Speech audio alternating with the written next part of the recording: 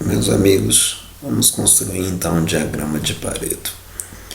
Eu digitei esse texto aqui em tópicos, colocando os pontos principais do passo a passo de como construir esse diagrama tão importante tanto para o curso de administração quanto para o curso de logística ou correlacionados.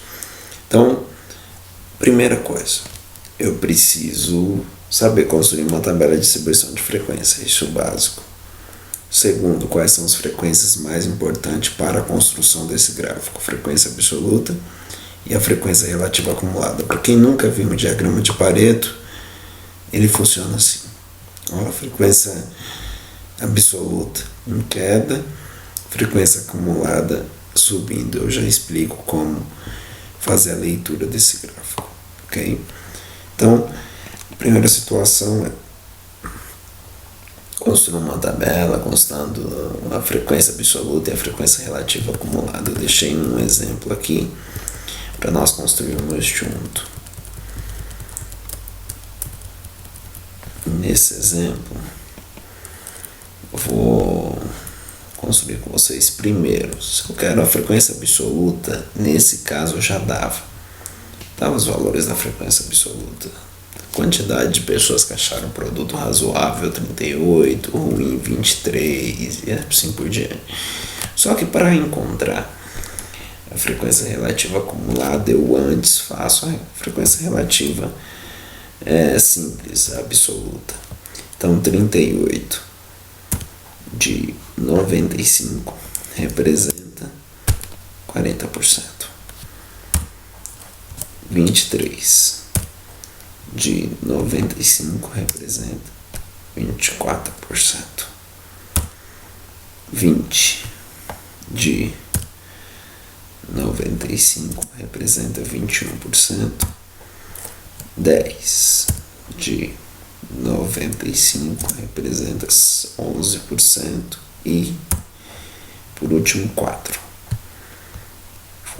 de 95 representa 4%.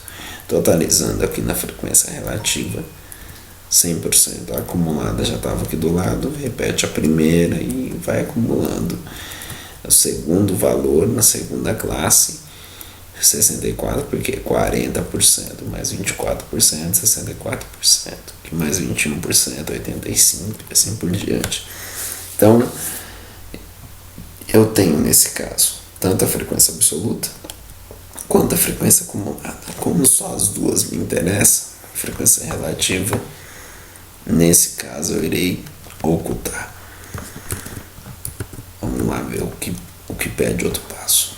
Organizar a frequência do maior para o menor, nesse caso eu já tinha organizado. Se não, eu viria aqui, classificar do maior para o menor, selecionaria e faria a classificação sem problema algum. Pronto. Insira um gráfico de coluna. Qualquer um. Vamos ver. Vamos ver se qualquer um dá certo. Inserir. Gráfico. Falou gráfico de coluna, então vou inserir esse. Tenho aqui esse gráfico descendo, esse subindo.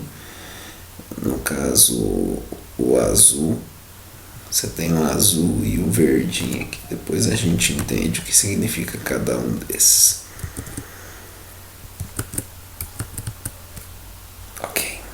Clica com o botão direito na frequência relativa acumulada e pede para alterar o tipo de gráfico. A frequência relativa acumulada é essa aqui de baixo. Então, cliquei com o botão direito. Alterar tipo de gráfico. Alterar o tipo de gráfico para um gráfico de linha com marcadores. Vamos ver o que vai dar.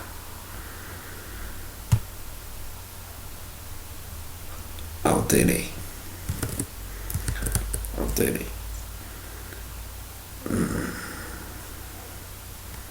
Botão direito no último gráfico, formatar séries.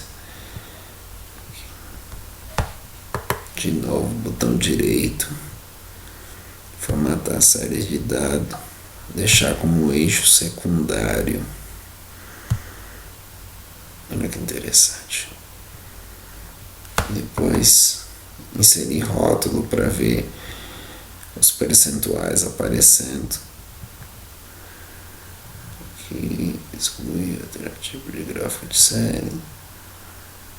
Aqui, ó, adicionar rótulo de dados. Aí aparece aqui os percentuais. Se tu quiser, pode puxar um pouquinho mais para lá, para cima, onde você quiser.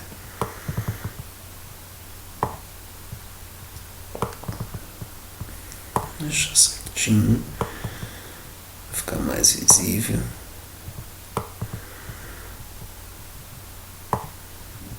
Se quiser alterar a cor também pode, interessante.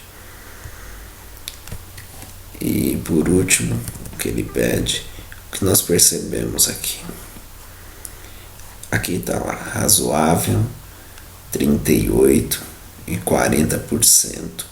Então o verde, no caso, está sendo a frequência relativa acumulada. Então vou mudar os dados. Aqui eu vou tentar escrever.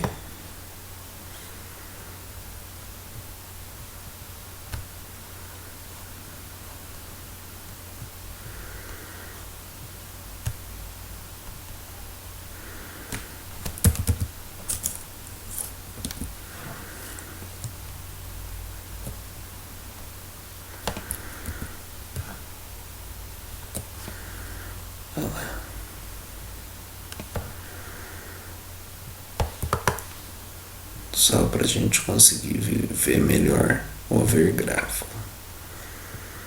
Vou colocar aqui gráfico de Pareto ou diagrama de Pareto.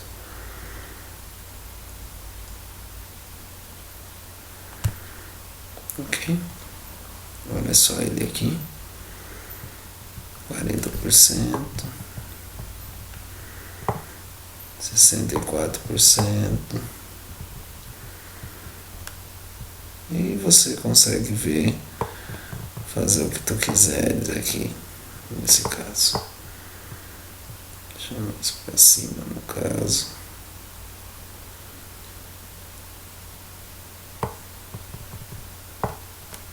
Por exemplo, aqui nós conseguimos perceber claramente que se eu quero resolver o problema com esse produto, tá? O nível de satisfação tá alto, eu falo, ó, eu quero resolver inicialmente mais de 50% dos problemas de cara, onde eu preciso ficar com foco.